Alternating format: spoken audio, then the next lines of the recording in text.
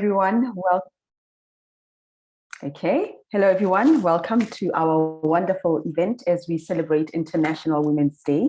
And it is wonderful to be gathered here with trailblazers, entrepreneurs, decision makers, policy makers, diplomats, people who spend their entire life's work making a difference. Often on days like these, we talk about the difficulties, we talk about the challenges, and I think that's important. It is also, though, important to talk about our collective potential, to talk about our successes, and to remind us of why the work that we do individually and collectively is important. My name is Redi Tlhabi. I'm a journalist with BBC World Service in London, and I have had a wonderful relationship with you over the years. AGRA, the Green Revolution in Africa. I admire the work that you do. I admire the urgency with which you do your work. So today we are here to harness the power of digital and technological advancement to bridge the gender divide in agri-food systems. We are here to share lessons and insights to foster benefits for women and girls. This, of course, is a joint convening of AGRA and the African Union Commissioner for Agriculture, Rural Development, Blue Economy, and Sustainable Environment. I'm very, very pleased to be with you on this special Women's Day, International Women's Day. So what we're going to do today, we are going to have opening addresses. We're going to hear from Ambassador Josepha Sako. We're going to have what we call a high-level technical panel whose aim will be to capture the perspective of subject matter experts and the role of women's leadership in enhancing transformative technologies and digital solutions in African agriculture in a nutshell. That's happening later.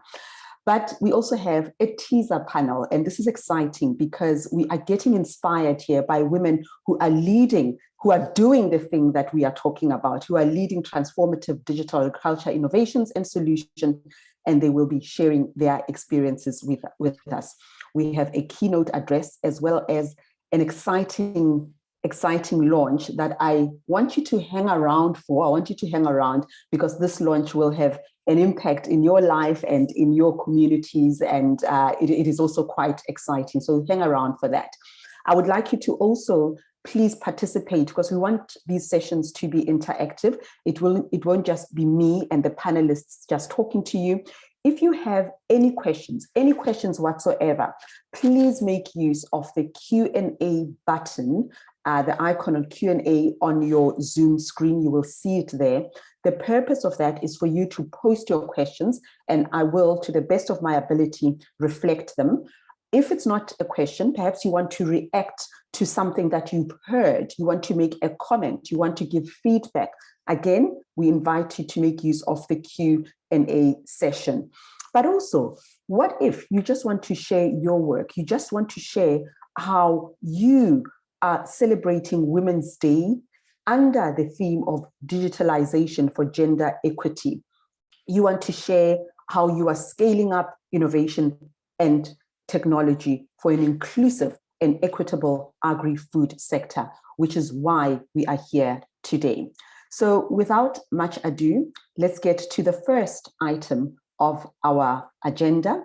And for that, we are #embracing equality. You can post online and you can share your thoughts as well. I'd like to invite for a more formal, a more context-rich welcome and introduction. It's a pleasure to welcome Dr. Sabidio Dido, who's the head of Gender, Youth and Inclusion at AGRA, to give us some brief remarks. Welcome. Thank you very much, Freddie, and thank you very much to all our panelists. I recognize Her Excellency Josepha Sako. I recognize Dr. Jemima. I recognize Dr. Fadel. I recognize Dr. Benjamin. I recognize all our panelists, and we have an exciting lineup this afternoon. My name is Sabidio Dido. I'm the head of Gender and Inclusion at AGRA. And this is our celebration of International Women's Day 2013. And thank you very much for taking your time to join us. Today, we are delighted to join the rest of Africa and the world to celebrate International Women's Day. Of course, this day grants us a chance to celebrate the progress we have made as a society in terms of promoting equity, but also to highlight areas that still need attention. We recognize that gender equity, gender equality is critical for any transformation, and for our society to potentially reap the benefits from all of us, the human capital that is out there, that is in our continent, that is across the world. We have to level the field so that women have access to opportunities. And this International Women's Day theme, innovation and technology for gender equality, just brings us into that space, the space where we can use digital innovation and technology to bridge the gaps that women and girls face. We know that digital in itself can provide avenues for new opportunities in terms of employment, in terms of economic empowerment, but it also levels the field. And this is how we have used it here at AGRA in terms of creating platforms and innovative solutions that bridge the gap in terms of gender equity. We work within agriculture and food systems transformation, and we've come to understand, we've come to appreciate as an organization that there will be no progress, and we will not succeed if we do not address the bottlenecks, the entry barriers, the challenges that women face in the agri-food sector transformation. And these challenges are around access to productive resources. We know issues around access to land, the issues around access to extension knowledge, the issues around access to finance, access to technologies. These are all the things that underpin the success of women and improving their productivity. We know the challenges they face on the business end of agriculture. And so what we have done is we have put together this initiative, Value for How. We've spoken about it a number of times. It's one of the initiatives that has potential to actually bridge the gaps, and the gaps in terms of access to finance, the gaps in terms of access to market information, trade information, in terms of access to knowledge, training, and capacity enhancing services, and many other services that women need to succeed. And there are examples that we have. One of our recent initiatives through Value for Her, for example, is what we call in the Women Inclusive Supply Chain Initiative. And this is how anchor buyers from within Value for Her can connect back to smaller micro businesses, nano businesses that are led by women. And this was a small initiative, but a fascinating one. We've learned a lot through this initiative. Indeed, there are so many solutions right in front of our eyes. Digital does offer those solutions. We're looking at the ARISE program, for example, the capacity enhancing initiative around financial management, the AGRA-Excel initiative, which is about financial capabilities for women. These are all training programs that were offered through online digital services. And this gives the women the flexibility they need, because if trainings are offered in times that are not flexible for them, considering their time burden, considering the time poverty, then this becomes a challenge. We know that digital also can respond to some of the needs that are very close to the heart of women. The crop insurance, livestock insurance, for example, digital services have shown that when services are out there and are close reach of women, they do respond to some of the things that are close to their heart. For example, food security, household food security is a responsibility of women, and insurance does offer that possibility for them to gain access to finances during crisis, during shocks, during crop failure, during livestock failure.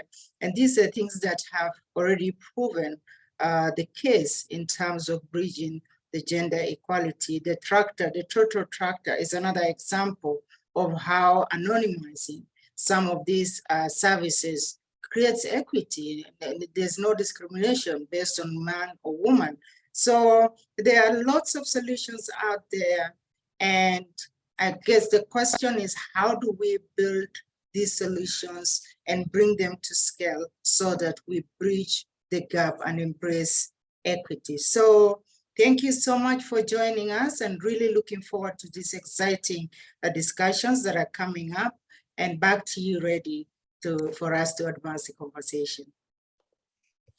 Thank you very much. We are energized by your leadership and your passion as well. Thanks indeed.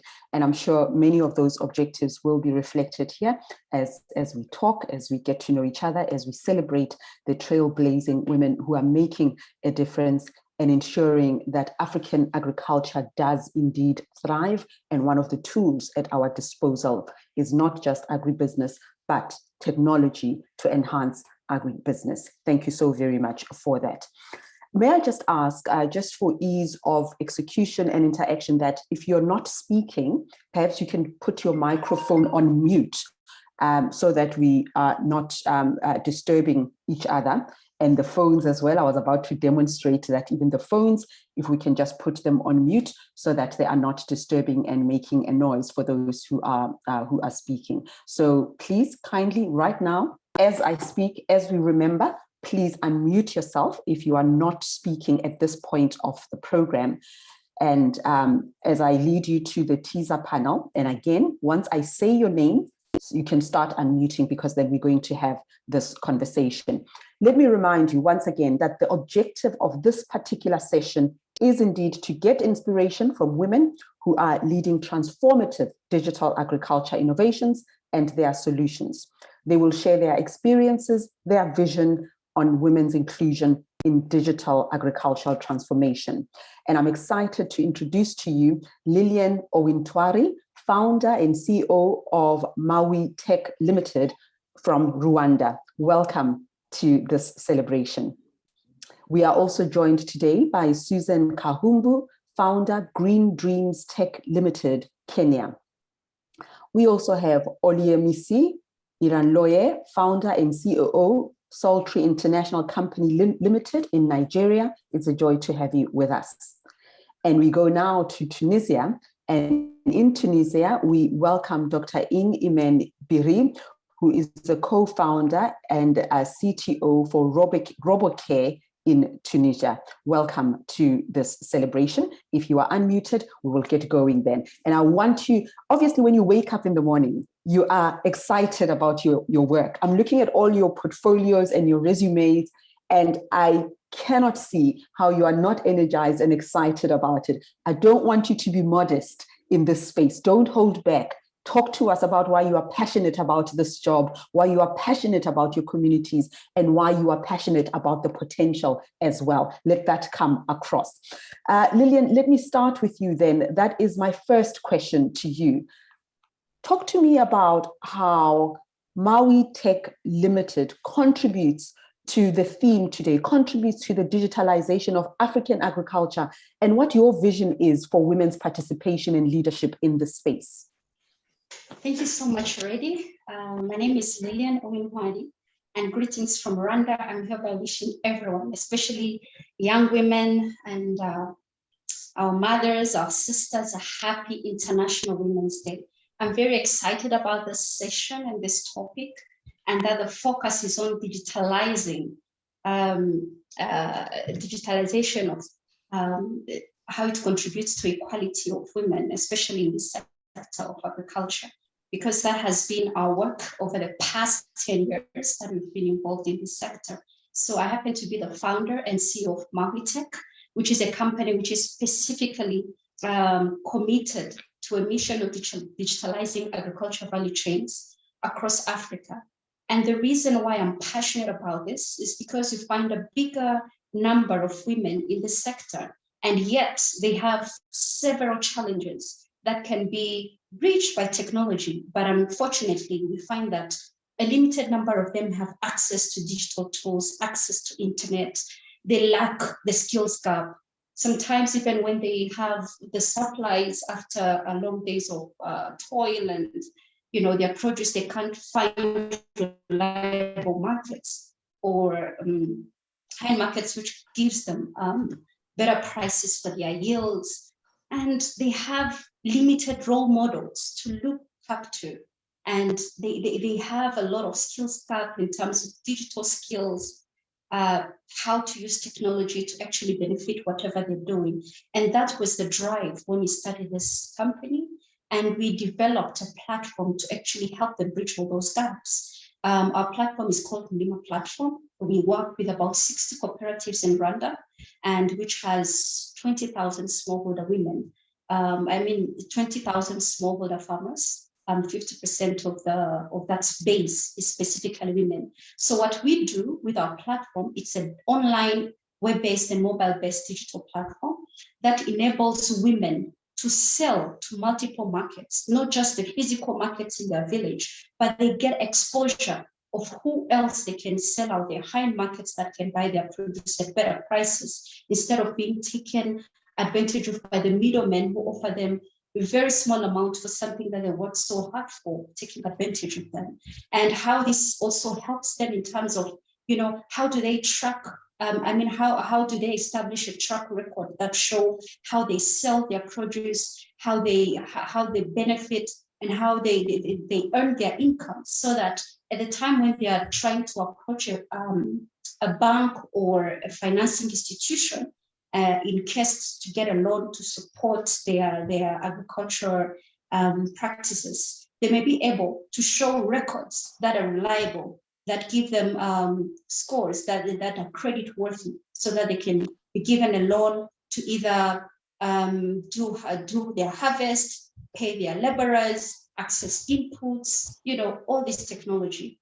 And I see that it's very hopeful. It's taking them to another level, because the women in society today, we are tasked with a lot of responsibilities. A career woman still has domestic chores to take care of, and sometimes their schedules conflict with the work that they're doing, and so they're not able to access some of the trainings that are being offered. Then they don't take advantage of some of the knowledge out there, But with digital technologies, they can still access these trainings on their smartphones. If they want to know better ways of cultivating, better ways of post-harvest handling, how do they use their smart devices to actually learn by themselves how they can actually do better? How can they take advantage of, say, for instance, our Lima platform to even sell from the comfort of their village and their homes, while taking care of their homes and their babies, without necessarily having to shift to a physical market.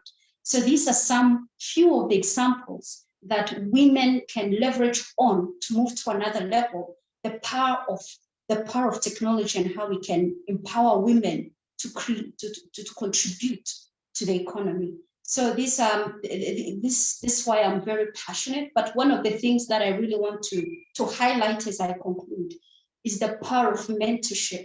As a woman, we always look for role models who have made it in life, who have done things that we can learn from. And I think that's the essence of value for her.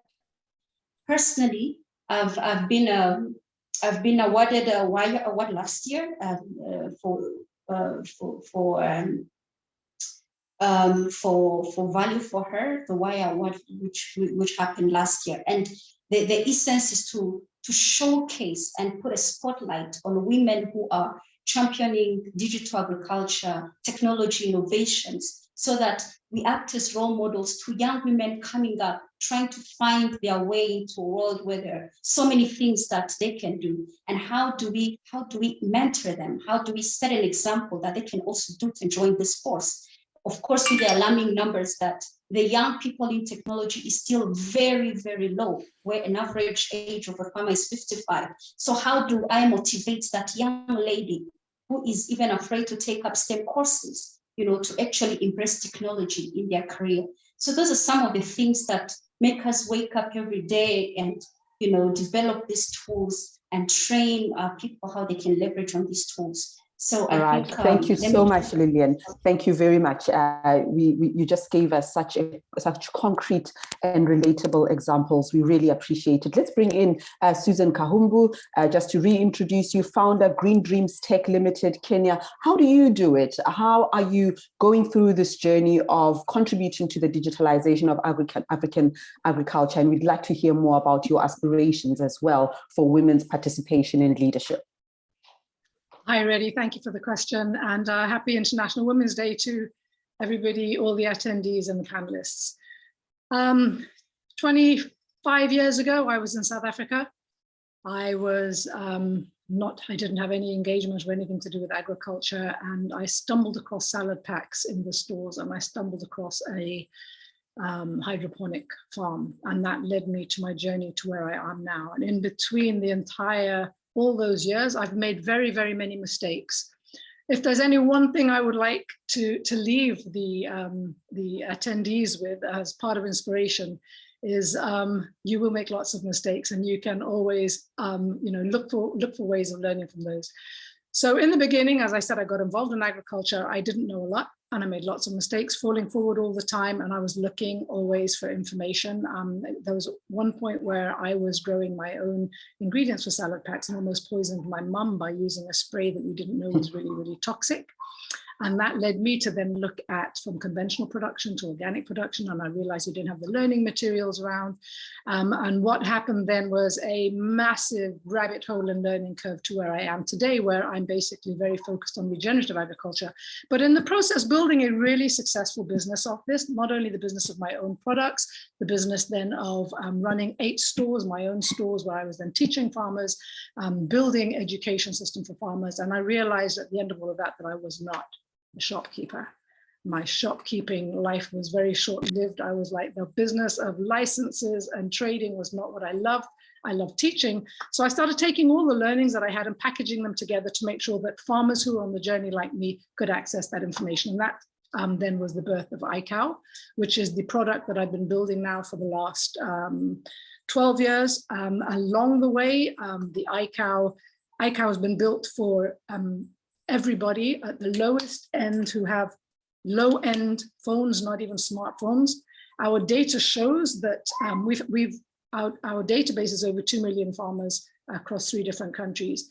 And what we see there is that only 30% of our users are women. And of that 30%, only 30% of them have smartphones. So I can't emphasize enough how the digital divide must factor in those individuals who are not in the smart or internet connection. So I say that our tools that we've built now do a bridging of feature phone through products that are available through SMS to smartphone, where you now have more information with different media, so video, photograph, and to where we are now. Now the FAO, and this is my big concern, is in the space I'm going to talk about now, I don't think there are enough individuals. So here is a massive opportunity. According to the FAO rules, we have literally eroded 33.3% of the world's topsoils in the last 40 years. And if we continue with agriculture as usual, now, by 2050, we will have eroded 90% of the world's topsoils. We will have no soil to produce our food. So we need to go back and figure out what is it that's eroding the soils. Our data have shown 88% of our users have told us that year on year, they have got declining yields, and most of them don't know why. 3 years ago, I started this, 2.5 years ago, sorry, the soil advocacy program was just to do a deep dive into soils and find out what is going on. And through that process, I've actually become a certified lab technician, where I'm able to look at the microbes in the soils and see what constitutes soil that is alive and what constitutes soil that is dead. Most of our agricultural practices kill our soils. Now, there are 13 people on the African continent today who are qualified to look in and do microbial assessments on soils according to the Soil Food Web standards. And they have programs that you can learn online, which is where I learned, and which is where I've now been teaching schools of girls, plus my soil advocates, and many of them have joined our as attendees today. So I started a program teaching what I was being taught at the same time, and got individuals to join the scholarship program. And now we've got a fleet of Kenyans who are now coming along that journey. And hopefully we will have more individuals who are certified in country to do those soil assessments. And what does it mean? When you can do a soil assessment, you can see the soil is dead or alive, you can advise individuals on how to build their soil health. Coming back to 27 years from now, if we continue with agriculture the way we are, it doesn't matter what we're teaching. The basis of our soils will be gone.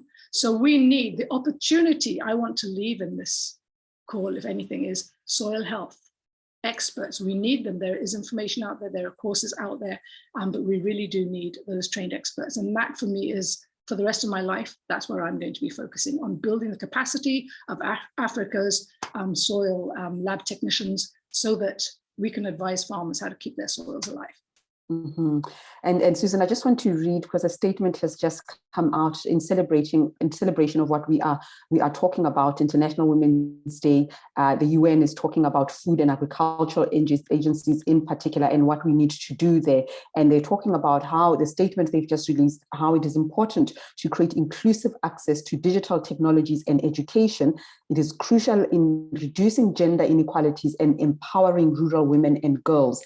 And they are emphasizing the issue of education and empowering women so that they have the knowledge and can solve the barriers that disadvantage them. And what you're talking about, your passion around the science around soil, if we don't have the technology, if we don't have the education, if we don't know what to look out for, then we will find that a lot of women, a lot of rural communities will be left out and disadvantaged because they don't have that life-saving expertise and knowledge. And thank you as well for reminding us that we don't necessarily need to walk through the corridors of a university, but we can learn, we can mentor, we can share information, we can find information online, and that becomes important. I do have a question from an anonymous attendee who says, and Susan, if you can answer that very quickly before we get to our next speakers, is there any opportunity to support digitalization works to support gender equality? It sounds as if, Susan, you are saying the opportunities are there.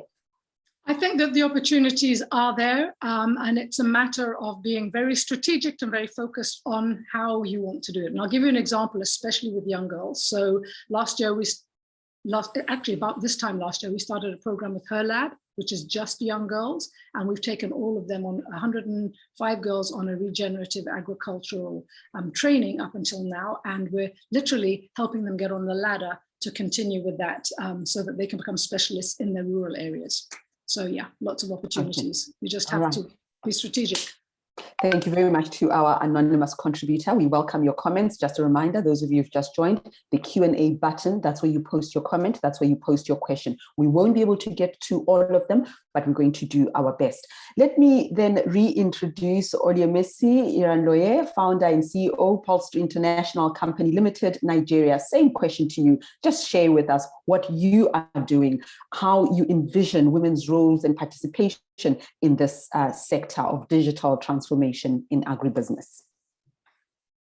Thank you very much, and happy Women's Day to everyone. I believe we are having a lot of fun and having better perspective of the future. Okay, so Sotri International Limited is actually into production of cassava-based different products. We use cassava to produce starch, flour, and the sorbitol, and then we work with smallholder farmers. We actually started with about 17 farmers, out of which 3 were women, and today we have about 10,000 farmers, out of which about 40% are women today. When we started manual. Our record keeping was manual. The field officers go to the farm to do training for the farmers, to provide them with all the herbicides and the fertilizers and all the tools that they need to cultivate for us on credit. And then when the farm produce are ready, they supply the company and they take their profit, and the company takes back its capital, and then it's recycled. And year in year, farmers' field are increasing. However, keeping up of this activity became very cumbersome because it was purely manual. I mean, you have to use the papers to keep record of everything that is going on. The farmers themselves, keeping note of the time of planting, the type of fertilizer used, the time of fertilizer application, time of chemical application, was cumbersome for them, especially when most of them cannot read and write. And so we now decided to introduce our first digital tool, it was Farm Force, and Farm Force happened to be developed by Syngenta, based in, at that time they were based in Kenya. And so we got Farm Force about 8 years ago. And then we used the Farm Force to track, to keep farm records. When we used it, it was successful. We now started to introduce it to the farmers, especially the female farmers. And the advantage of it was that the farmers were able to track, to keep record of their farm. So as farmers made profit, they were able to buy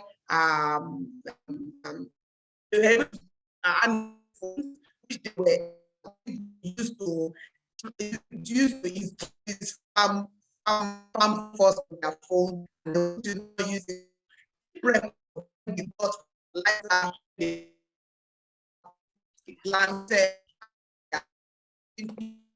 Okay, I'm just going to intervene there. I don't know if I'm the only one who can't hear Oluyemisi.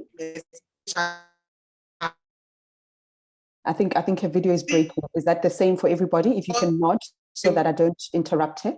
Is it the same for everybody? Okay. What we're going to do, Oluyemisi, please just hold that thought because you are breaking terribly and we don't want to waste time, but we also don't want to rush you. Let's see if the connectivity can improve so that you can conclude your remarks. In the meantime, while we sort that out, Dr. Imen, let me introduce you, let me welcome you warmly. And again, I know this is an area of work that you are very passionate about. Talk to me about how your business then is contributing to the digitalization of African agriculture and what your vision is for women's leadership and participation in this space. First, thank you for the invitation. I'm so glad to be with you. I'm so glad to celebrate Women's Days with African women.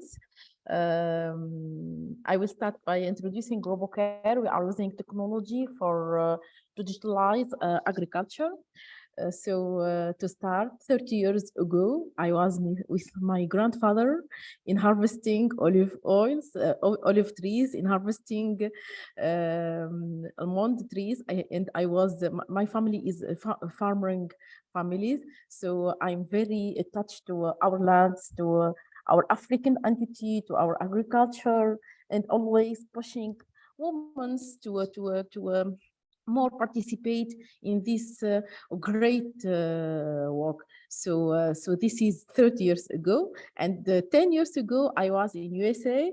I got my PhD as a doctor in new technology, in automation. So after that I come back to my land, my Africa, so that I can contribute to improve the life of my grandfather, my farmers, and all the African farmers. My vision is to use the power of technology. Now, there is a huge use of technology. The technology today, the technology is really mature to that can be used. My vision is to use the power of technology to help farmers to improve the life style of smallholder farmers and all farmers. They use the power of technology for Africa food security. It's really an engagement for that. If we are the African, we should be engaged for that. If you are engaged for that, I'm sure that we will get it. I'm sure that we will get it. So this is my journey in with agriculture today. I have scanned 1,400.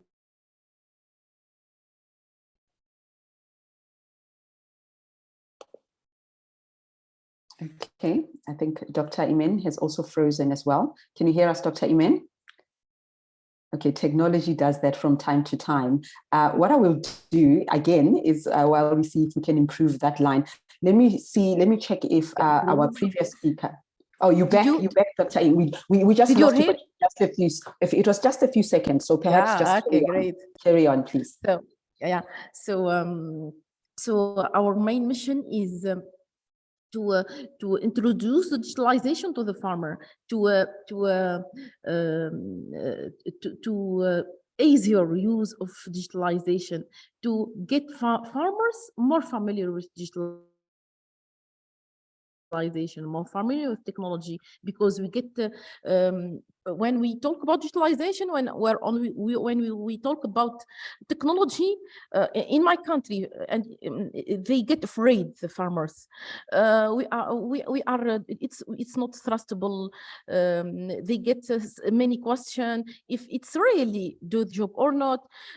Some farmers say that I'm experiment. I don't need technology, but that's wrong. We should empower them to more use technology for sustainable agriculture, especially, and more to get our food security. And our main mission is to facilitate the access to technology, so that we are using today we are using drones, we are using satellite data, we are using IoT sensors, we are using many type of technology, so that we go to farmer, we introduce to them, and we advise him which is the best type of technology that can help him. Because technology, you must know when, where, what type of technology that fit your need. This is the main challenge in my journey, is to know what is the digital tool that can help me. Because to be honest, not all the tools fit all the farmers.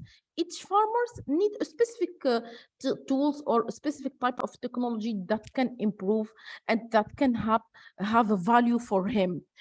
That's I assume that I replied to your question. If you want any other, and you did reply to the question and more. And I love that you put a continental lens, because these issues affect our continent more. And as you were speaking, I was thinking about the copious amounts of research that is coming through. We don't even need research. We can see it in our everyday lives. Climate change continues.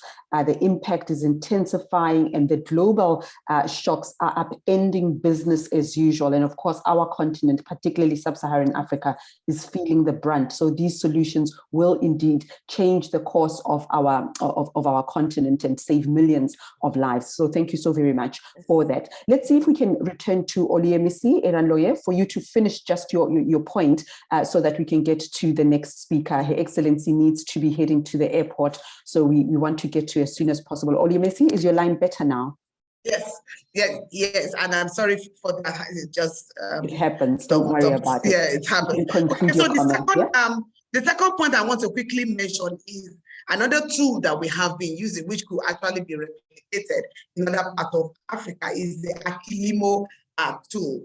This digital tool is used by our farmers in, it gives them the recommendation of various inputs they need to apply to their soil. Just taking the tool to the farm and putting it on the farm region, it detects immediately the type of use of use the market,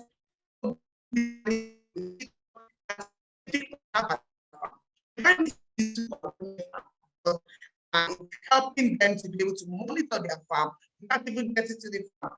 Before you remote monitoring, and we have found this to be useful, especially for women that are very busy, house women, housewives, that their husbands are not allowing them too many hours out of home. Okay, all right. So I think we did get the gist of your meaning. To be able to breach the barrier of women farmers and male farmers. Women and male farmers as it concerns time and ability to be able to do good farms. Okay, all right. Thank you so very much. I think we did get the gist of your message. Unfortunately, technology does sometimes, the connectivity does sometimes affect us. I don't want us to be losing time, and I also want to respect those of you who have to go, and we'll just move on for the moment, and then we can return to some of the issues that we have not been able to get to. There are lots of questions that are coming through. How widespread is the overall use of digital technology in rural areas in Africa in general at present? That's a valid question, and we will park it and use it next time. Can I just ask that when you're not speaking, you mute yourself? You mute yourself so that we are not disturbing everybody who has to speak.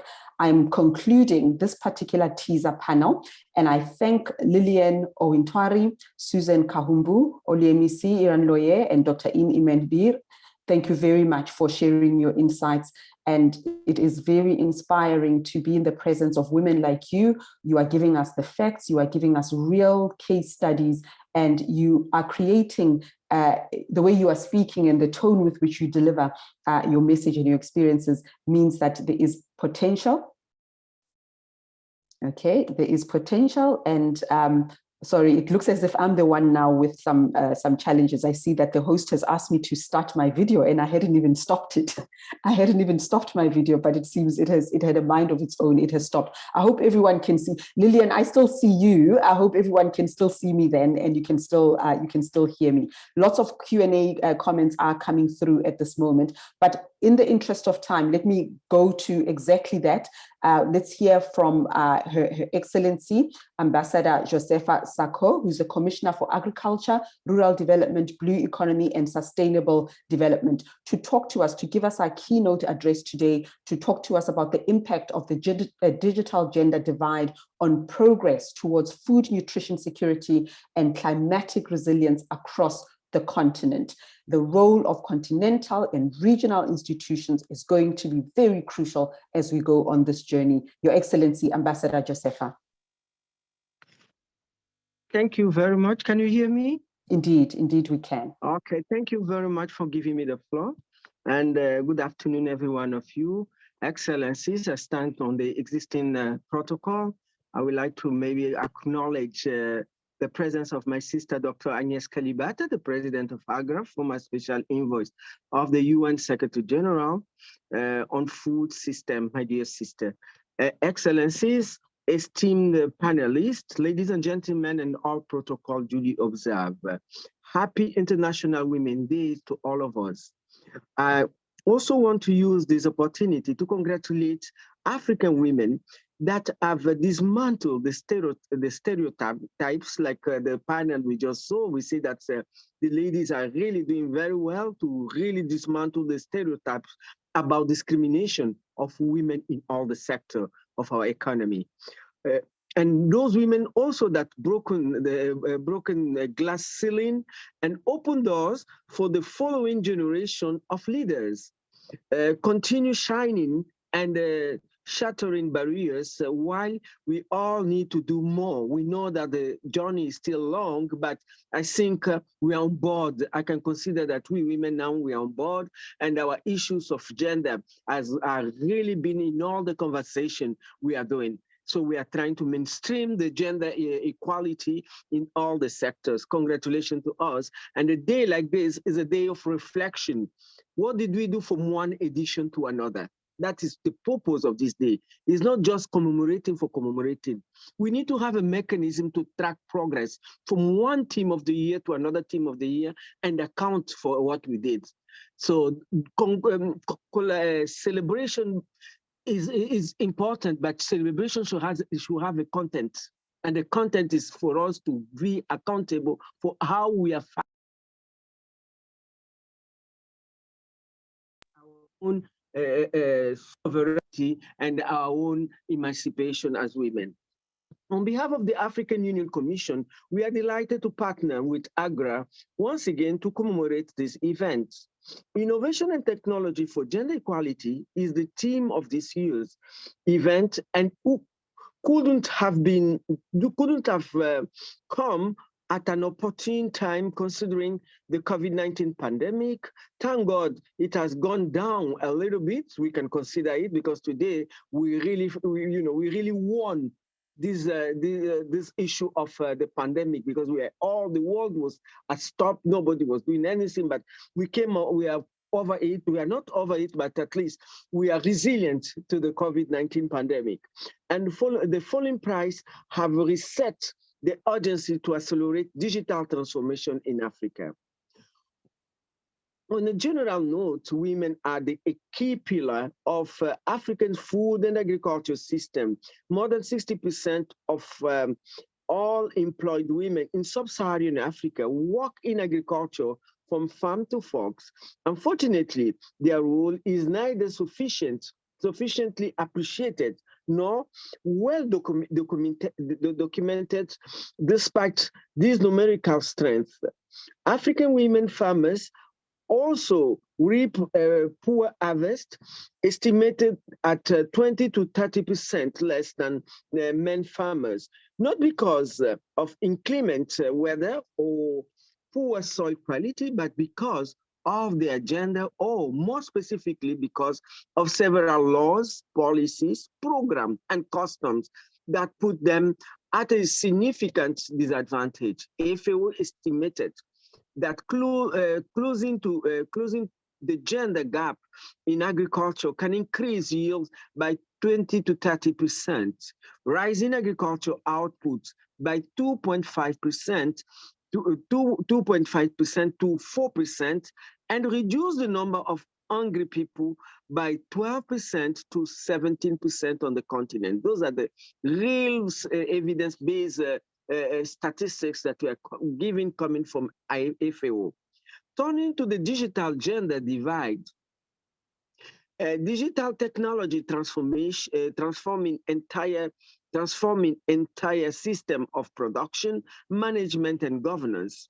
The internet, digital platform, mobile phone, and the digital financial services offer leapfrog opportunity for all, and can help bridge the divide by giving women the possibility to earn additional income, increase their employment opportunity, and access knowledge and general information. In agriculture, digitalization is improving the efficiency and functioning of food system, which in turn is having positive impact to the livelihood of women and also men farmers and agripreneurs. An increasing number of solutions are being developed to improve the livelihood and resilience of farmers by taking advantage of the decreasing cost of digital technology. At a farm level, the application of digital technology is leading to positive impact on productivity, improve farmers' income and livelihood, and making farmers more resilient to the effect of climate change and pests and diseases on the continent. Digitalization through mobile technology are also connecting farmers to supply chain service provider and directly to market and the consumers, maximizing profitability by avoiding intermediaries. We know that the intermediaries, they will go to farm and they set their price and farmers are losing. But through this digital, they have access to market, they have access to information, they have access to prices, which is really a very good outcome. While the rise of the digital economy in Africa should be celebrated, inclusive participation remains a challenge. African women continue to face barriers to participate fully in the digital economy, both as a creator and a consumers of technology. In 2020, around 46% of the male population in sub-Saharan Africa use the internet. In contrast, the internet usage rate was lower among women. Approximately 34% of the female population used the internet. The Mobile Gender Gap Report 2020 found that the divide is 37% in sub-Saharan Africa. The primary barriers for women are cost, inaffordability, followed by illiteracy and lack of digital skill. Other systemic barrier includes women's poor participation in sectoral decision-making and in the technology sector more specifically.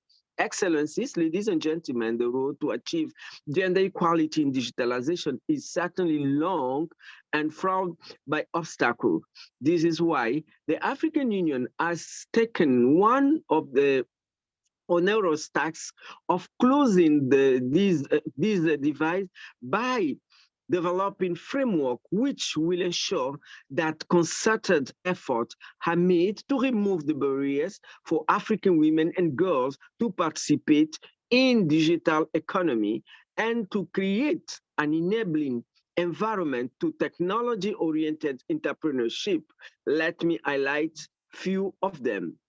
The African Union Commission, under the leadership of the African ministers responsible for gender issues, and with the support of partners, has developed a continental strategy for women equality and women empowerment 2018-2028.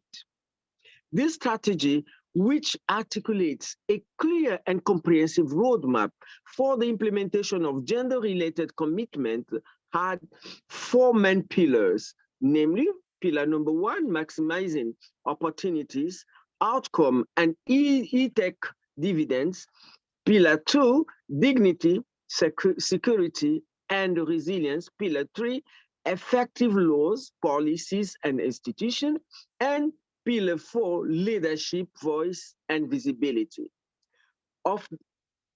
Of note is outcome 1.3 on technology and e-inclusion, which strive to ensure that women and girls become more active users and influencers of the technology space, and gender enabling e-solutions are founded.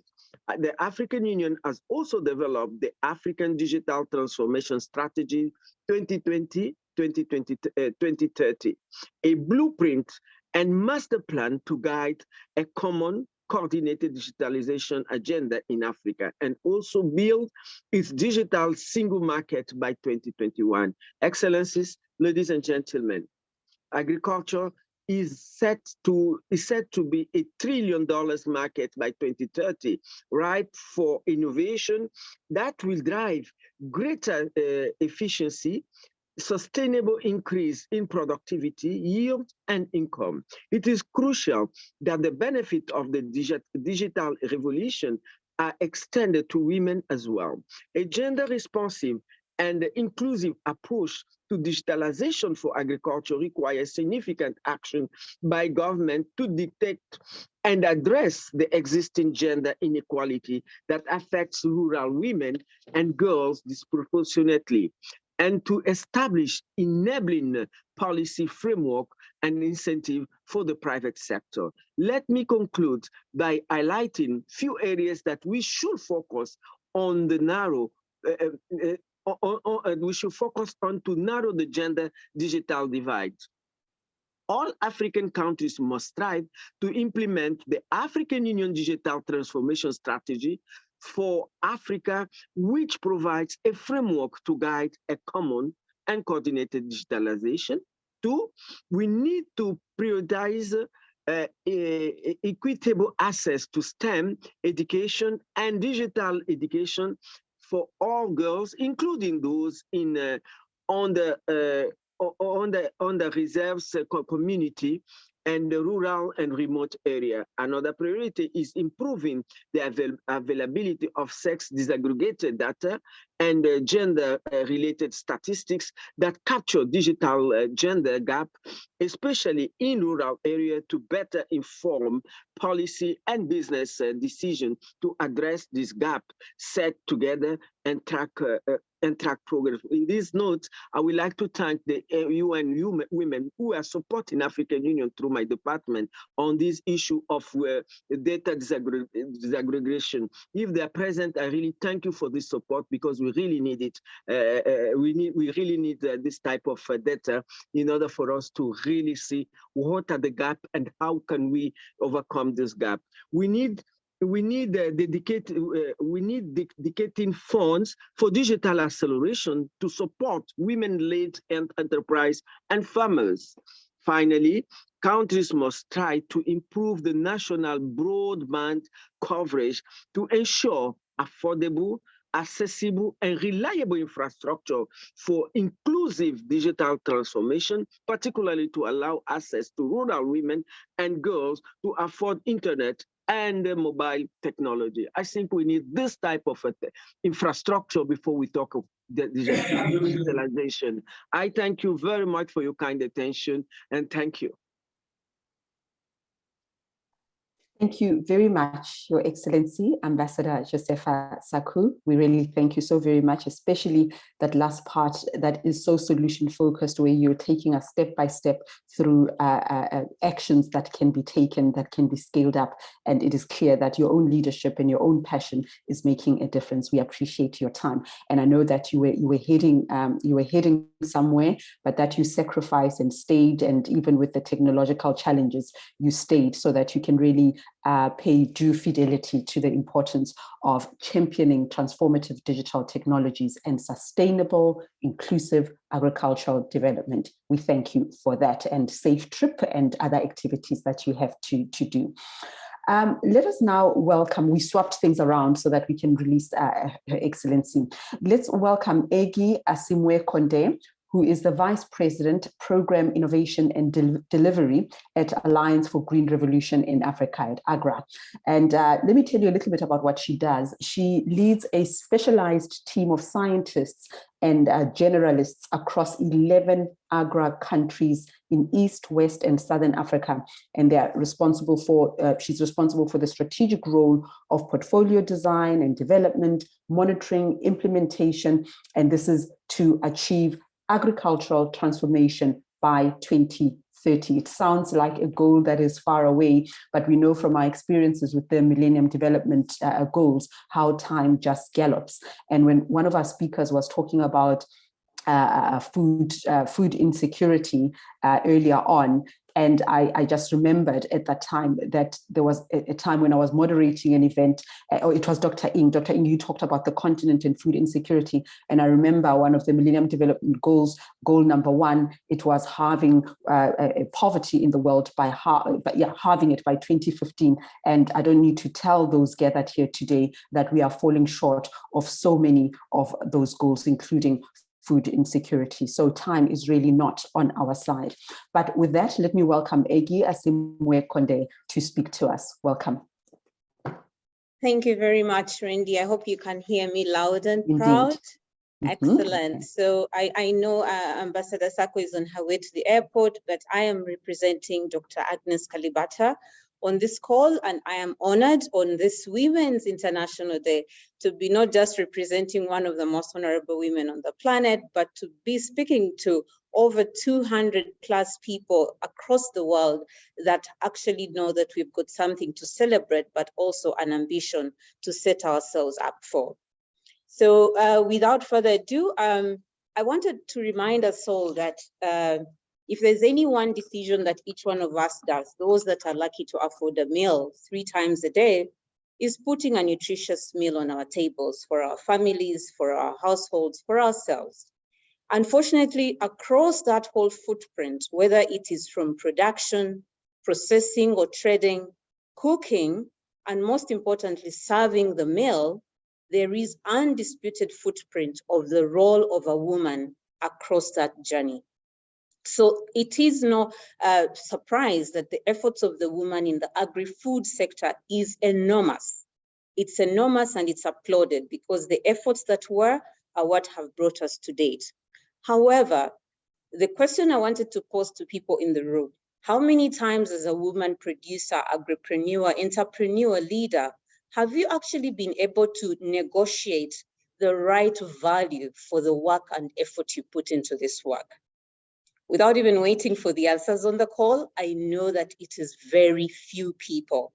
And the conversation really today that I'm excited about in terms of how do we use digital for all and technology to actually make that an answer that over 40% or 50% women on the call can actually say, I've been able to negotiate my true value or my true worth because of the effort I put into the whole from farm to plate or farm to fork, whatever we want to call it. So today's topic comes as no surprise, and I think it's the right theme to be talking about in terms of how to embrace equality through the digital lens. And what we are really being told to, ladies and gentlemen, is a basic human right, whether it is the right to earning a decent pay, the right to afford a healthy meal, the right to a quality lifestyle, or the right to access to digital technologies. It is a basic right for all women across the world. And as basic as this is, it has taken us over 48 years if we remember from the First World Conference, which happened in Mexico in 1975, to get where we are now. And now the power of digital technologies is how can we leapfrog that technology, as Ambassador Sako has said, to narrow the next 50 years. So for us to get equality doesn't need to take us another 50 years, because the beauty of digital technologies is you can touch it, you can see what's changing, you can tweak and become agile as you go. So the learning curve is shortened, the lessons learned are merged quickly, so we can be able to run as we learn. And that is really what excites me about today's theme. So I'm going to focus on just 4 key things that we think as AGRA can become actual equalizers if we do indeed embrace digital technologies as a way of bringing equality to women in the agri-food sector. Number 1, as most of the panel members have said, and I think I'm quite inspired by what Imani also spoke about, is that the agri-technology solutions are here with us today. They are known. The issue is access to the knowledge. The issue is seeing other women that have done it before. But in terms of the opportunities, so taking the problems and converting it upside down is great, because from artificial intelligence solutions to post-harvest loss technologies, imagine, ladies and gentlemen, a post-harvest technology loss will bring 40% yield back to the woman's bottom line, a 40% yield. So what does that take? It's information, it's access to the technology. So as we are on this call, other technologies from sensors to drones to softwares to whether it's from mechanization, there is a lot in the power of digital to create efficiencies and reduce the fear that holds women to participate in this economy by helping us improve access to these technologies. The second point I would like to move to is models of success. And I think the earlier panel, kudos to all of you that came on to share your experiences. We must be able to showcase many of these models. You know why? 60% of the reasons women are held back is fear. And we can only unlock this fear by seeing others, because they say if you can see her, you can be her. If you can get closer to her, you can get the confidence. So we need to see many of these models of young women, young leaders, young politicians, young business leaders that are demonstrating the possibility of stepping up to the plate. And that is what really excites me hearing from Lillian, Susan, Oluyemisi, and Dr. Imen. Thank you for coming up to validate that indeed models of success can help us reduce that number 1 challenge, which is fear. The third issue that I want to talk about is investing in high potential models. And I think AGRA and others, we have been in this space trying to de-risk the cost of investment in agriculture. And a lot more development partners and others are continuously doing it. Why do we have to do that? Because for private capital to come to the sector, the risks have to be mitigated and somebody has to take that first risk. So, I mean, I want to applaud the efforts that are coming in to do this, because it is in seeing the potential. And by potential is we're talking about profit and loss. We're talking about what does your balance sheet look like? We're talking about what solution are you solving for? Bringing the business into the technology and solving for a real need that is addressable. And I think the models are there. As AGRA, we've been able to support quite a number, and I'm glad to see a couple on the call from a Lifeline Technology. I think Esther Kimani is on the call, our Go-Getters Agripreneur Grand Prize, but also Value for Her. Any woman out there that is an entrepreneur and is not a member of the Value for Her platform or any other similar, please join today. Join today, and I'm sure we have a link in the chat so that you can be able to see others and you will become like them.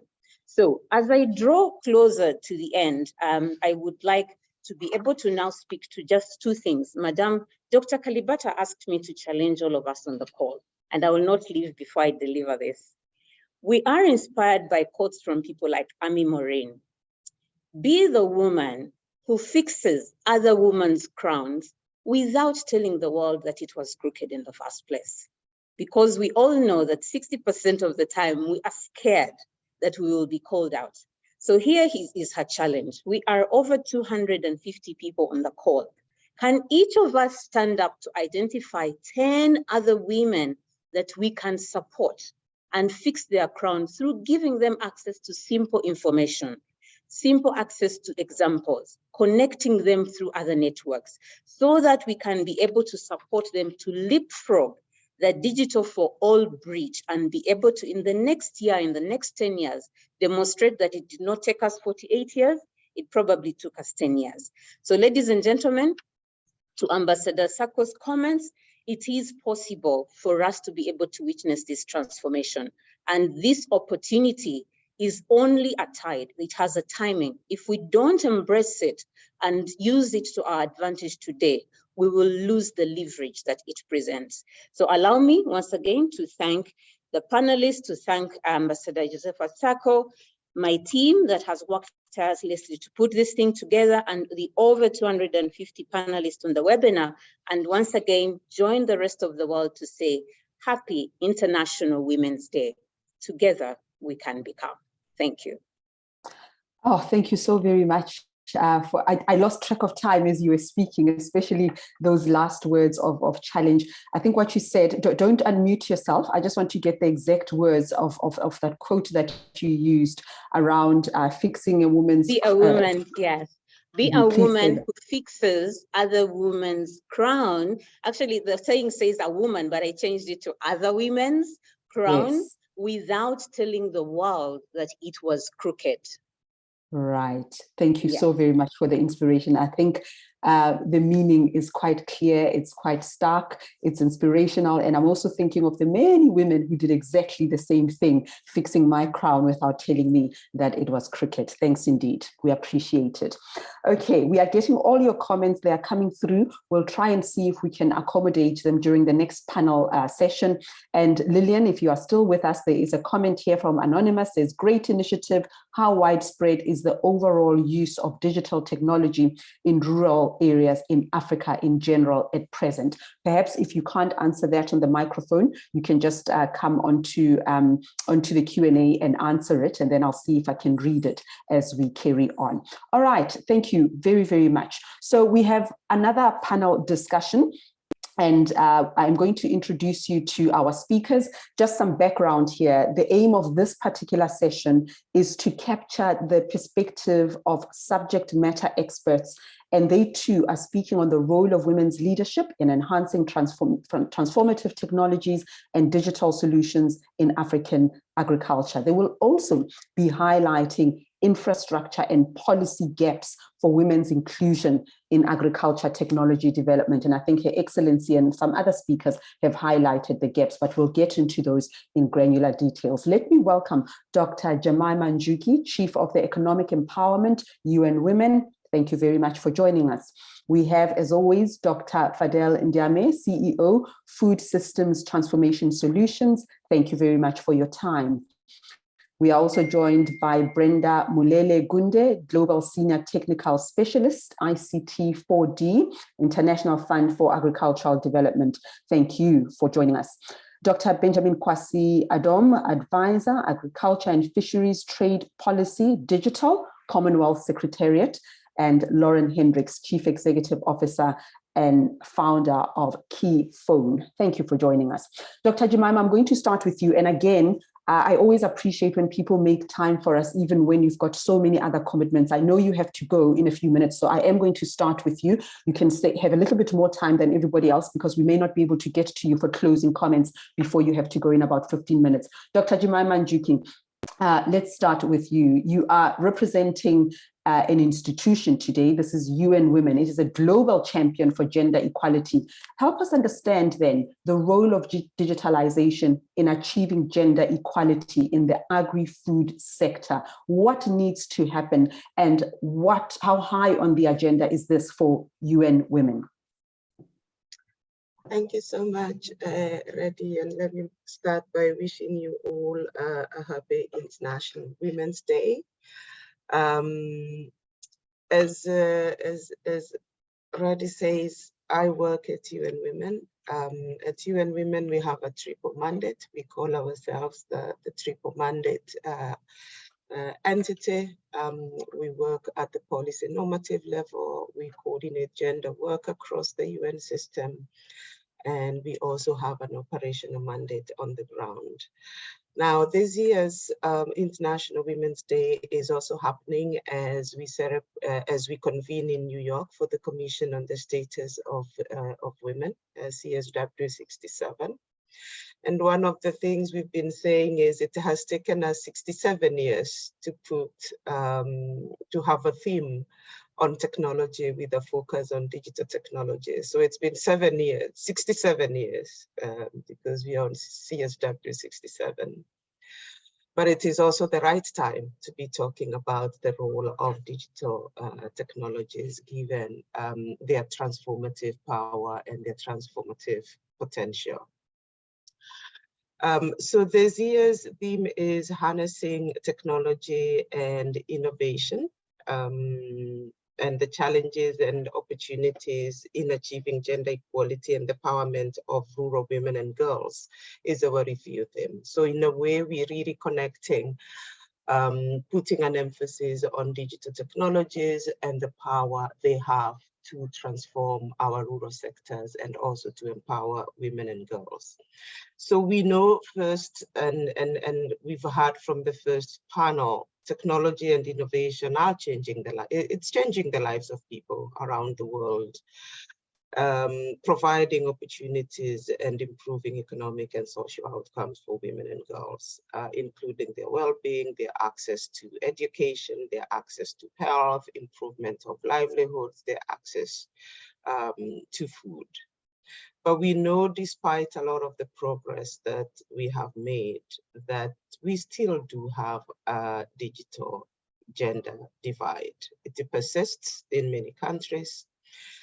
In 2022, we know 63% of women across the globe were using the internet compared to 69% of men. I think there were some questions about some of the global statistics. But what we also know is that some of these averages, they don't look much, but what they do is they mask a lot of significant differences, especially across regions and within countries. So we know that gaps are more acute for older women. We know they are more acute for women living in rural areas. We know they are more acute for women with disabilities. And I'll just give you an example of a 2018 Africa After Access survey that says the urban-rural divide shows that in 20 countries of the global south that was surveyed, there was an estimated 125% gap in internet access. So we don't always want to think about the gender gap in technology access, but to really use an intersectional approach to see who is it that we are leaving behind, because we cannot afford to leave anyone behind with technology. So we know there are a lot of issues, challenging gender norms and stereotypes, issues of infrastructure in rural areas, issues of access and finance. But we also know that if we can increase this access to digital technologies, we will expand women's access to a lot of services. That we will expand access to market and weather information, we will expand access to social networks, income generating opportunities, and financial services, which are all enablers of food systems transformation. But we also know this is not just going to happen. We know the technology space is also a very masculine space. It is very male dominated. And we also know that the design of those technologies has implications for how accessible, how useful, how usable they are to women. So even as we think about women as users of technologies, we need to think as women as developers of technologies, women as designers of technology. And what we are doing at UN Women is our work is expanding that broad scope of from the design of the technologies to the use of the technologies to what the technologies then do to the lives of people. I'm going to give you just a couple of examples of what we do. First, just to illustrate again how important CSW 67 is for us, because we started to develop the normative frameworks for countries on the design, the development, the use of technologies from a gender lens and a gender perspective. So that's sort of our normative mandate, bringing governments together. Every single government, other than a few, are represented in New York. They are present in New York for the next 2 weeks to try and develop a functional, normative, gender responsive, gender transformative framework for the design, for the use of digital technologies in all areas, including food systems, including education. The second thing that we're doing is making sure that there is actually a pipeline of girls and women scientists that are part of the technology development landscape. So with the Africa Union, and I was happy to see Ambassador Josefa earlier, we are working to make sure that girls have access to ICT skills. So we have a big program with the Africa Union called the Africa Girls Code, to make sure that our girls actually do have the skills to participate in technology design, in technology development. The second thing we are doing around access is ensuring that we are increasing access to digital technologies, including ICTs, but broadly technologies. We work with IFAD, I see IFAD here, with FAO, with WFP, on programs on empowering rural women. We have a joint program on rural women's economic empowerment that's focused on ensuring that women do have access to the right technologies.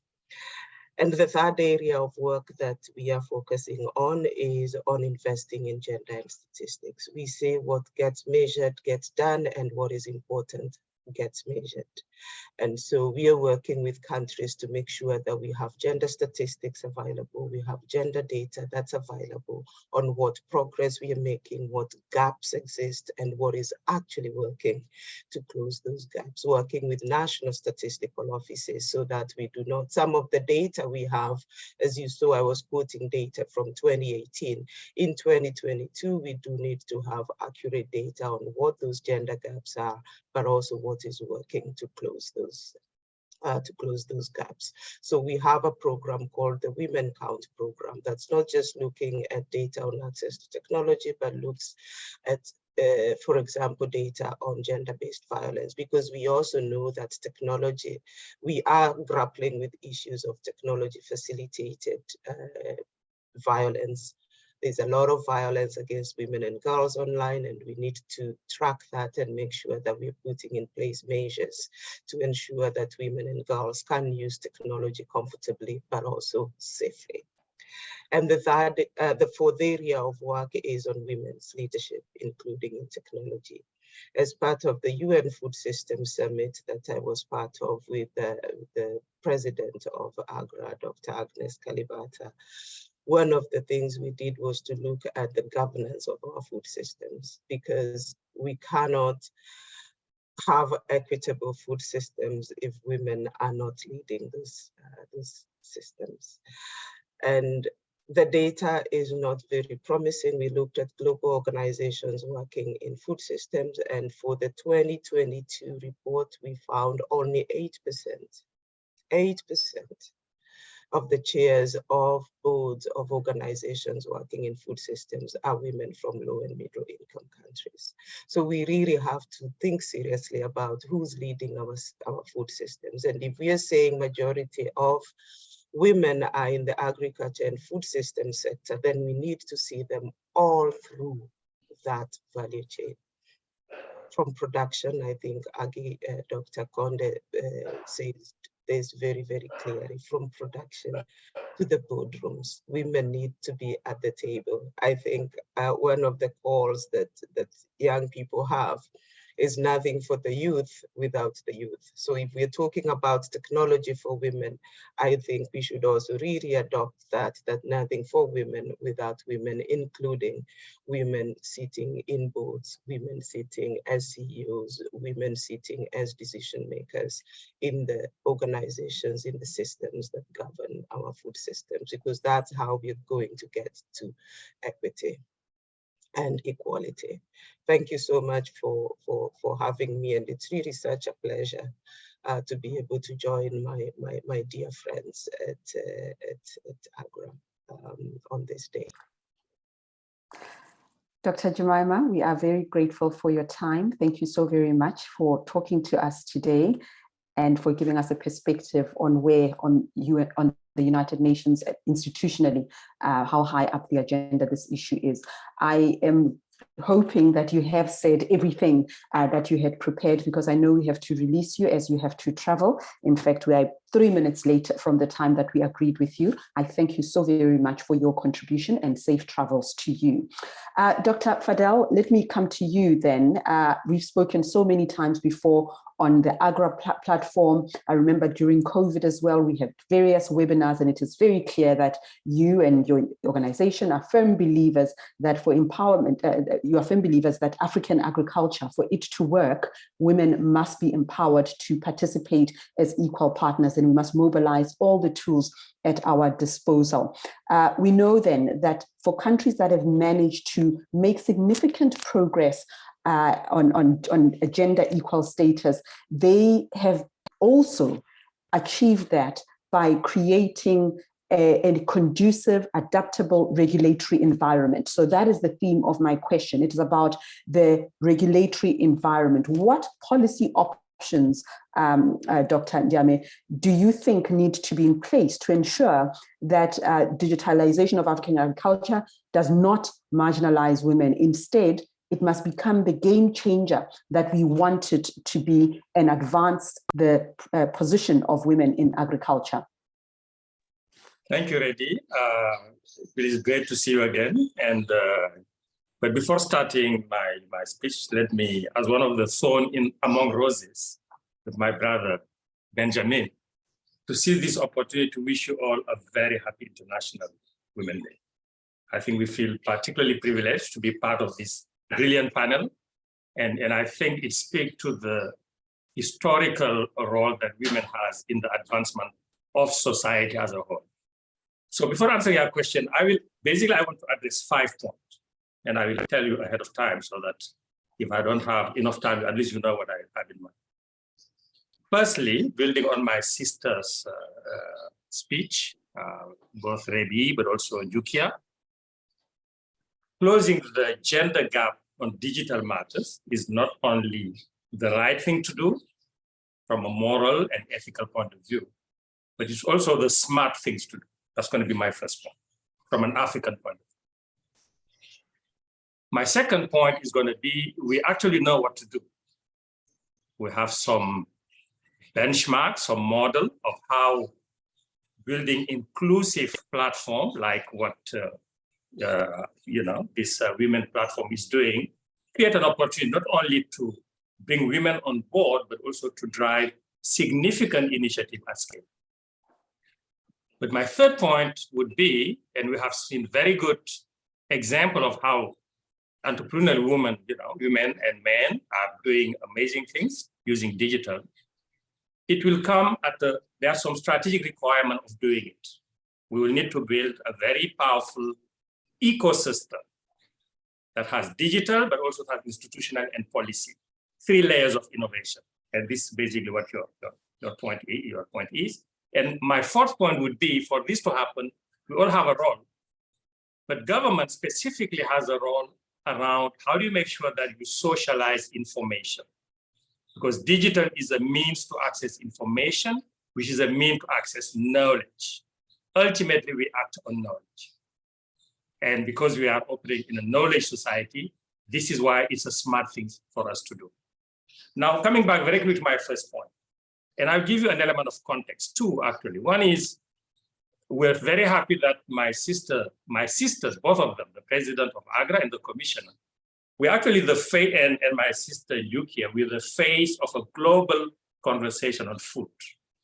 I think as Africans, we're very proud that our sisters are really carrying the bigger message that goes beyond just what matters for women, but what matters for the world. Why? Because we have seen with COVID-19 that actually we are in a deadlock. Our current way of doing business doesn't work. To bring it just back home very quickly, in Africa, 1 out of 5 Africans are severely food insecure. The continent needs to produce 350 times more food in 2050 in order to feed its population. Now, this is why we cannot afford to not to provide all the resources and opportunity to the other half of society. So we know what technology can do, and just because the time is very short, all of you know that rich people don't buy at retail cost. They bulk buy. Poor people always buy at retail cost, which means they have significant transaction cost. Rich people always sell at retail and buy at wholesale. Our women and farmers are completely underprivileged by the fact that they are completely fragmentalized. They don't have access to information. Therefore, their role despite the significant time and resource they spend in it, the earning, their livelihood is very limited. Technology will enable them to leapfrog, to use an expression that my sister Aggie mentioned earlier. To have access to knowledge, to have access to market, to be able to bring in the market the quantity and the quality that customers want. That's significantly a game changer. So bridging that gap not only is morally acceptable, but we need it in order to produce the food that we need. I think we have very good example through the first panel, how brilliant entrepreneurs have been able to mobilize their own entrepreneurship, their creativity, but also technology to come up with solutions. But my third point is, even though we know that those solutions exist, we need to drive them at scale. We cannot continue to celebrate the little innovation here and there. How do you drive it at scale? And this is where my argument is, where I want to salute what AGRA and colleagues are doing here by building a platform, bringing successful women entrepreneurs across the board. It's a network, which means beyond the access, there is the connecting. We connect the dots, enabling people to share stories, to share information, and to co-create the wealth that will not only benefit women, but will benefit the whole society. That's an institutional building that I'm talking about. Now, in a complex system like producing healthy food for all, I mean, Aggie and Jukia mentioned it. It's not, we will not have succeeded if some people are hungry, or if women or girls are left out, or if Africans are left out and European. We have to do it together. And this was one of the main silver lining of COVID-19. We have to cooperate for success. It's no longer viable to continue competing for few resources. Our survival depends on our ability to use technology to create healthy diet for all. That's the agenda. It's around that context that I'm seeing the issue of access to technology. Because of the vibrancy and the agency of women entrepreneurs, it's so crucial that everything from what you mentioned about what government has to do, I think all the gaps, all the discrimination pertaining to women, the fact that they are invisible. And partly it's also linked to the outlook, because our dominant model, we are celebrating the strongest. The competition, we compete for resources. So the one who, for whatever reason, are not in the mainstream will be left out. But we have seen that COVID have shown that it cannot work. We have to cooperate for our survival and our growth. And this is why I want to celebrate those modular platforms of discovery and innovation that enable women to connect with other women, but also with other men and youth across discipline, across geography, but also across sector. It's not only agriculture, it's health, it's nutrition, it's infrastructure. It's that kind of ecosystem that would enable us to take on the challenge of building back more sustainable and more durable food system. So but the point is not only a good thing. It's a smart thing to do for the growth and the survival of our civilization as a human species. And you allow me one final comment ready. I also live in South Africa, and I have a very good friend of mine, Reverend Malusi Mpumwana, who introduced me to the late Tutu, Desmond Tutu. Tutu used to say, any woman who's trying to be the equal of a man actually has no ambition, because at least you are 10 times stronger. God made you 10 times stronger than any man. And this is why the issue of confidence that Aggie was talking to, I think seeing successful, powerful women like my former boss, like my sister at the African Union, who are really trailblazer in setting the stage for transformation, well, I wanted to be the inspiration for my granddaughters, whom I have invited to this webinar. I want to stay. I thank you for your attention. Oh, thank you so very much. Thank you. We really appreciate your insights and your inspiration, Dr. Fadel. Thank you.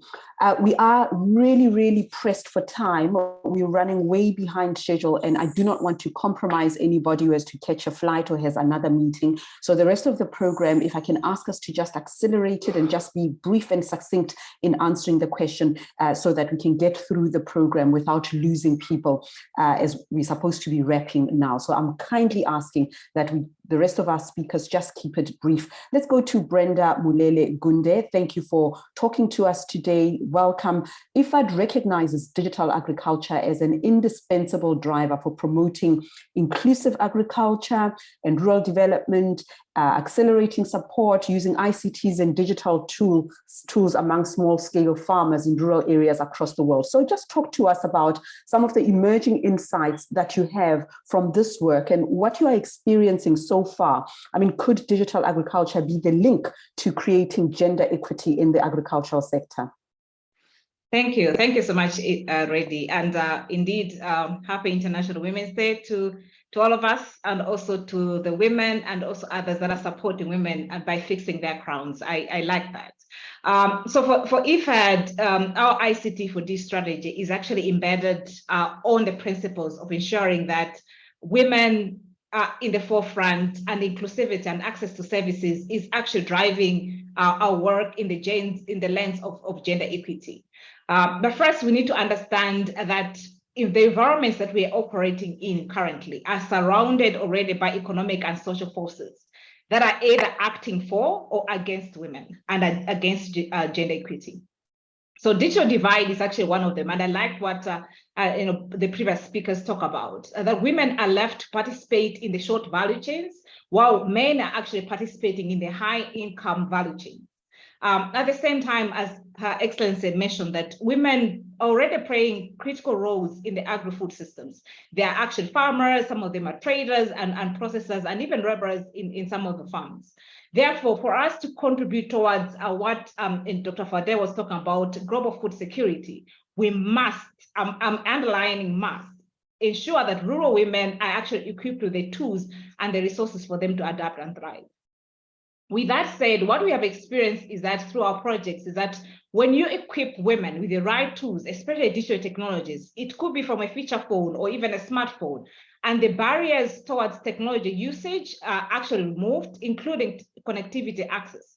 Rural women can have access to information that is actually driving their increase in production and allowing them to have knowledge and capacity to understand how they can increase household nutrition, how they can mitigate on factors such as climate smart agriculture practices, as Susan was mentioning about, in terms of better usage of soil, better usage of water resources for them to increase their production on farm. And this is being done even through simple advisory services, through extension services on a mobile phone. So just to mention a few examples, we have projects, for example, in Kenya and the Kenya Serial Enhancement Climate Resilience Agricultural Livelihood Program, where using an e-voucher, women the target of the project was about 140,000 farmers, about 60,000 of those were women. They're the ones, and even 18,000 young women who have been accessing e-voucher to access inputs, at the same time also supporting them in digital payments and access to credit and imports. We have other projects, for example, in Malawi, where government are working together with a financial institution, we're able to facilitate access to digital services to unbanked women. These are in village savings and loan schemes for them to access financial services, even though they are unbanked in formal financial institutions.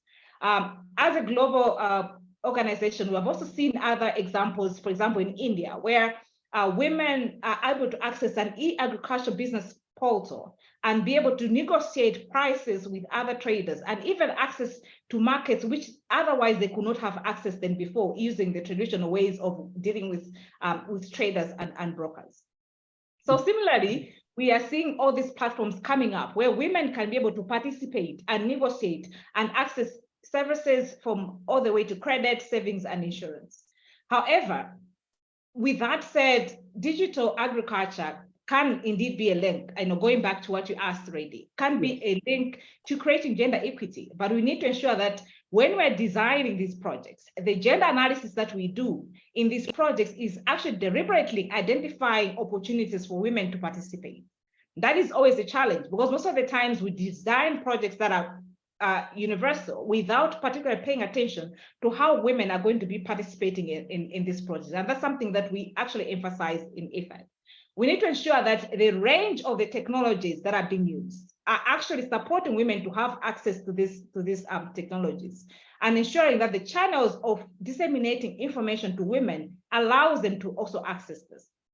We have been working with other partners to look at, for example, bundled services to ensure that women can access both financial services in one portal, financial services, access to inputs, and training as well. So I want to emphasize that there is need to be a commitment to ensure that we're building digital capacities to respond to women's needs. And at the same time, we're supporting also young women to create innovative solutions that can support women. Out of curiosity, I just want to emphasize lastly that the future of agriculture lies with all of us, and we need to stick to ensure that women can participate and women are reached and are not just numbers in our reports. Thanks. Thank you. Thank you so very much. Thank you. Dr. Benjamin Kwasi Adom, let me come to you. And again, very succinct and briefly, we are running out of time. Are there any winning strategies the Commonwealth Secretariat is helping its member states implement to reduce the digital gender divide, notably, of course, in the agri-food sector? Thank you, Reddy. Can you hear me? Yes, indeed. We can hear you, Doctor. Yeah, okay.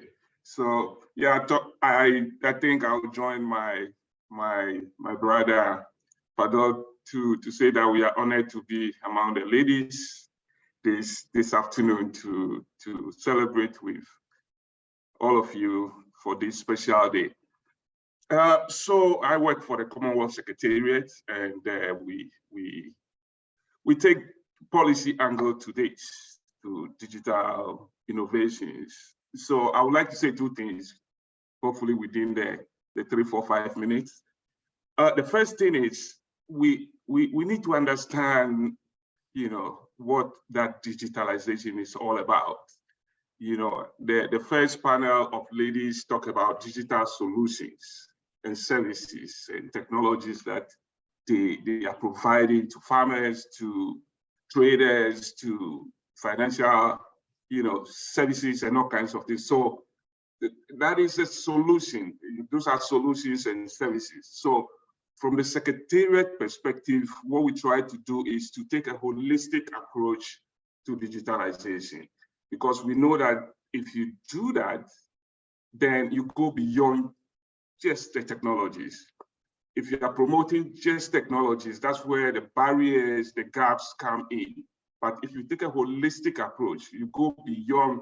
Dr. Fadal talked about the ecosystem, that ecosystem, component. Then you consider, the enabling environment, all other factors. So that is the approach that the Secretariat takes, or we are taking. And a key thing that we are doing is we have developed a framework. And I think I like what Her Excellency Ambassador mentioned about a strategy for Africa. So what we developed is digital ag framework that supports national strategies. So national digital agricultural strategies. So that framework goes beyond technologies and services. It looks at, the data infrastructure, who pays for it, the policies and then infrastructure, the capacity building. So all those factors, support the innovations to work. So that is one key thing. We believe that this framework can now help member states to develop their national digital agricultural strategies. Once you do that, you can also use the framework to develop indicators to monitor, the gender inclusion and all kinds of things. As of now, it's difficult to do it because we don't have those kind of frameworks. So every implementer has its own indicators to say, this is, how women are getting included in their platforms and their tools. So that's the first point. The second policy angle that we are taking is data. And we go beyond data and we talk about data infrastructure. And let me give you an example. Okay, we talk about the fact that data is the new oil or the new gold. If you go to countries that have gold mine or oil fields, they have infrastructure in place to mine those resources. I'm from Ghana. If you go to Ghana, those who don't follow the government infrastructure, they call them galamsey, illegal miners, right? They are illegal miners, so they don't use the government infrastructure. Within the agricultural sector, what we are noticing is that almost all the operators are illegal data miners because we don't have national infrastructures that they need to follow. So you go to the countries, you go to Kenya, you go to Ghana, there are a lot of private sector guys with their own data infrastructure. They have our farmers' data, they have everything in it. And the government doesn't have those information, and because of that, it's difficult to bridge that gap. And the business models of, most of these platforms, even though they are doing very well on the ground, is weak. And because of that, we have scale issue. That's why we are still struggling to reach those communities, the farmers that are the most vulnerable ones to get access to this. So this data infrastructure is another policy issue we are talking about. It's a long-term something that our governments need to take action now. If they don't put that infrastructure in place in the next 5-10 years, they will be asked to pay for their own data because their data is sitting somewhere in somebody else's, infrastructure. So governments need to help. We are not saying governments should build those infrastructures, but pull together partners within the country to put that national infrastructure in place to be able to support the private sector to build services and innovations on it. So those are the 2 points that I would like, policy issues that we are working on, that I would like to just quickly mention it. Thanks. Thank you so very much, Dr. Benjamin. And you're obviously used to doing these interviews on these complex matters because you were right on time. I really appreciate your working with us in that regard. Thank you. Let's introduce now Lauren Hendricks, Chief Executive Officer and founder of KeyPhone. Thank you so very much, Lauren, for holding on.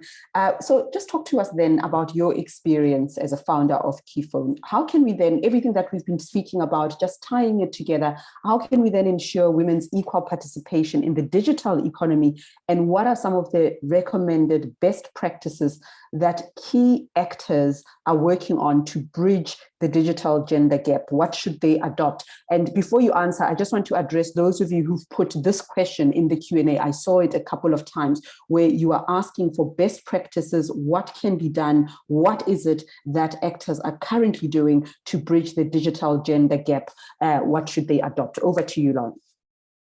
Thanks so much, Freddie, and I will try and be quick. I'll throw in some of my earlier comments, but I want to start by making a provocative comment, which is that digital technology can only transform the lives of people it reaches.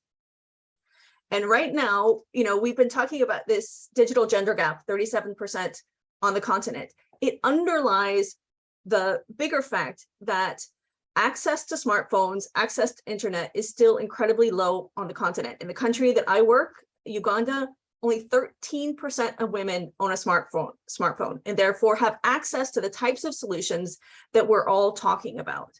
We have all seen so much investment go into ag tech, fintech, ed tech, mobile health, and digital health. And all these are great solutions, but it only works if people can access them. and people access them over smartphone devices. And there has been no innovation in the how to get devices into women's hands space in the last decade. In fact, last year, because of COVID, we saw the digital gender gap in smartphone ownership widen in Africa.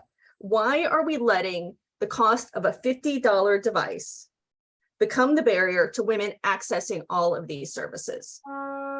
We have a model that we're testing around using ad revenue to offset the cost of data and smartphones for women. That's one model. We need to see so much more innovation happening in this space to get devices into women's hands, because that's the key to them then accessing all of these services that we've just been talking about. We need to, I just want to make sure we're addressing another couple of points.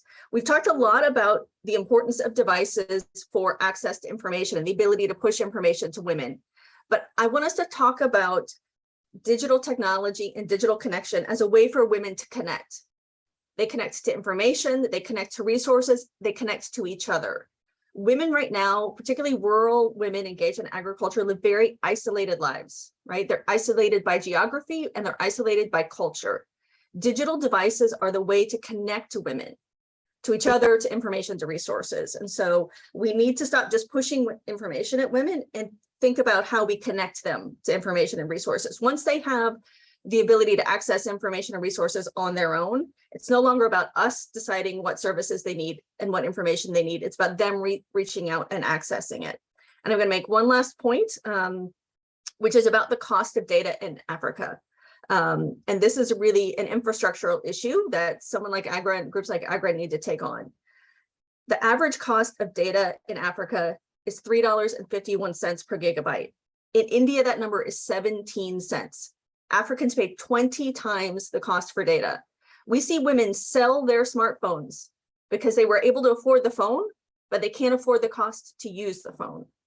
So until Africa really gets a handle on the cost of data and the cost it takes to download the exciting apps, to access the resources, to access the markets, then women are never going to be able to fully use the devices that they have. And we know that, and I'll get into some of the culture areas, but in households, women's access to these devices and to the money they need for data, that's viewed in most households as a discretionary expense. It's the first thing that gets taken off the table when that household is in financial struggle.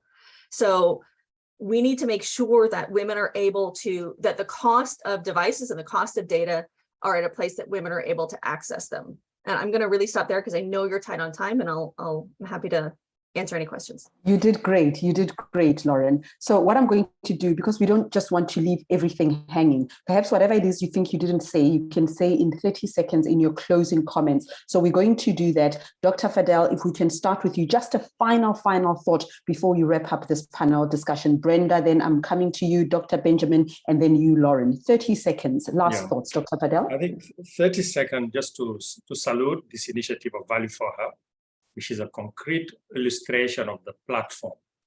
Because again, if in a context where you have exclusion, it's very difficult to reconnect everybody individually. But we have a case for connecting the dots using the ecosystem. If you take the agricultural ecosystem, the example we got from the women who spoke earlier, they are able to connect women to lucrative segment of the value chain.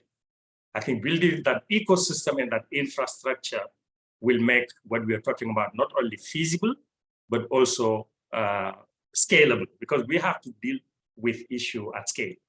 So that's probably what I'm encouraged what I'm seeing, because now I think there is a great incentive for innovating around things that we can co-create wealth. It's about co-creation, content, wealth, infrastructure, and resources. Thank you. Thank you, Dr. Fadel. Brenda? Thanks, Reddy. I think in 30 seconds, for me, is we need to nurture young women to be curious, for them to be able to look at technology and to develop solutions that are low cost, that can address some of the challenges that we see in our communities. And the young women in those communities can actually do that. And that is our role to support and nurture them. Thank you. Oh, thank you. Dr. Benjamin? Yeah, for me, the message is we need a level playing field for us to be able to bridge this gap of digital gap. And to do that is beyond the technologies. You need to go beyond the technologies. And that's where the policy, and the enabling environment come. So yeah, let's go beyond the technologies. Let's go beyond the innovation. Let's look at other things that make the innovation work. Thank you. Thank you very much, Dr. Benjamin. And Lauren, final thoughts from you. Thanks so much. I agree with what everyone else said. I think my final thought is that we need more women developing technology. Women understand other women's needs, and we should be supporting them through investment, through acceleration, through incubation, to develop more technology for their fellow women.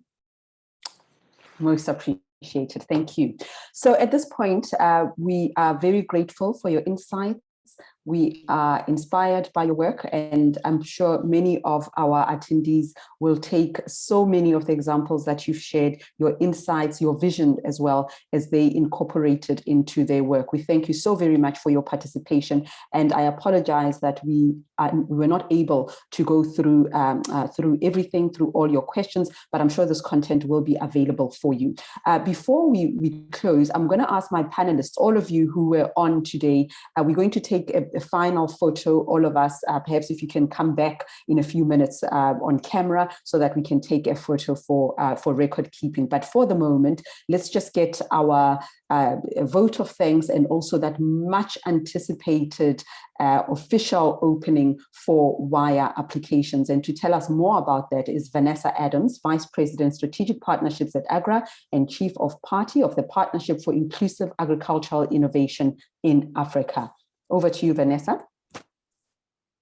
Thanks so much, Reddy. Can you hear me okay? Indeed, I can. Everybody else Wonderful.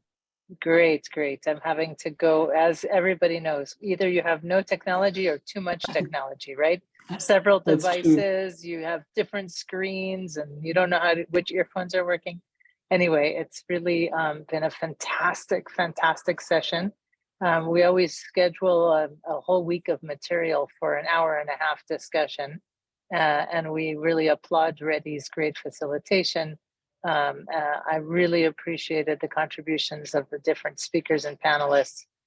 But as you all know, and this is what we've heard from everyone throughout the afternoon, the first and foremost is equity. We are all tired of talking about gaps in gender equity. And this is the first and foremost point I just want to come back to.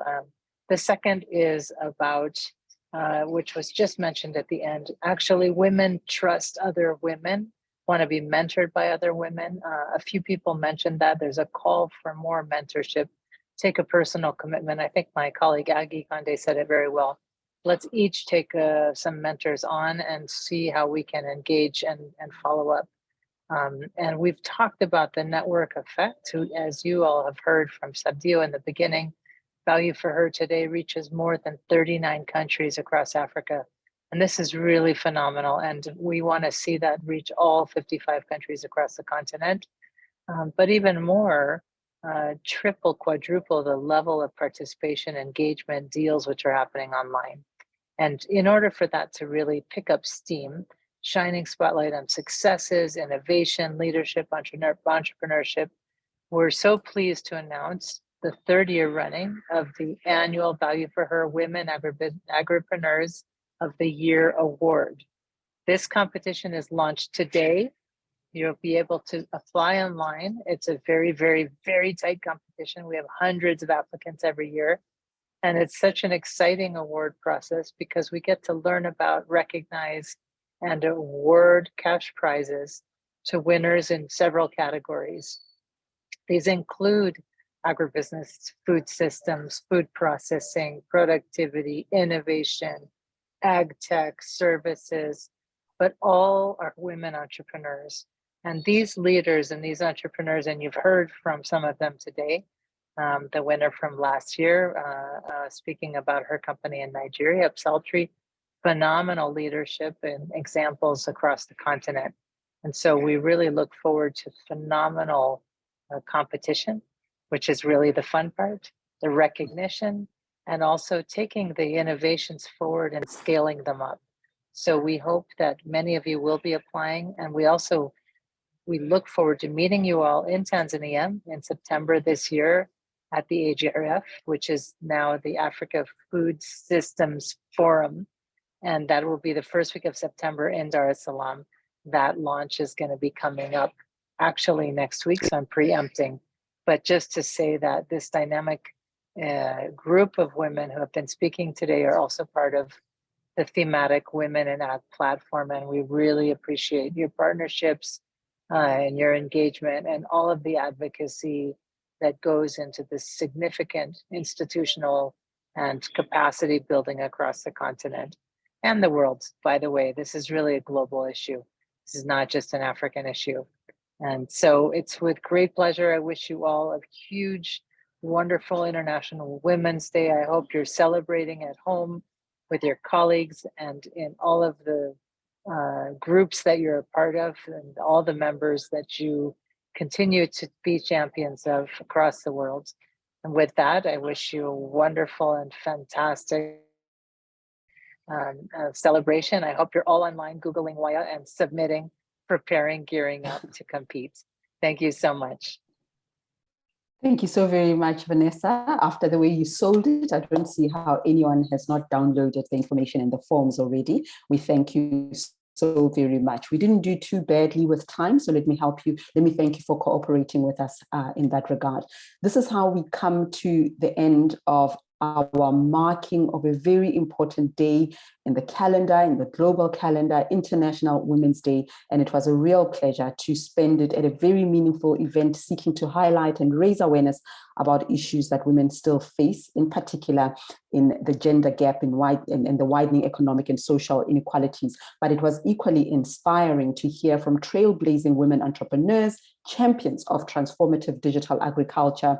You are positive role models for the younger generations, and you also demonstrate how there are careers in digitally enabled agriculture and agri-technology, but we can do more, we can scale it up more. It was also very instructive to hear from policymakers giving us the institutional perspective, because without the regulatory framework and the right policies, we can't get anywhere. So I thank you all for being a part of this very august occasion, and I hope to see you again soon. Good luck as you continue to be trailblazers in your respected fields.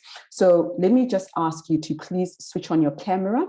I am digitally challenged. I'm not taking the photograph myself. So if it doesn't come out the way that you like, don't blame me. You can send me a WhatsApp and I'll tell you who to go and moan at. Just switch on your camera right now. Our very able technicians are going to do their thing and take a picture just to mark the day and mark the moment before we all say goodbye. Okay? Big smiles. Done. Okay, I'm told it's done. Done. Right? Thank you so much. Okay. Bye-bye, everybody. Good luck with your applications and good luck with your gathering in Tanzania in September. I hope to see you again. Goodbye. Bye. Bye. We expect you there, Eddie. It's Not not all mincing your about everyone words else. there. You'll be there too, don't worry. Not mincing your words. Thank you so much. Bye-bye.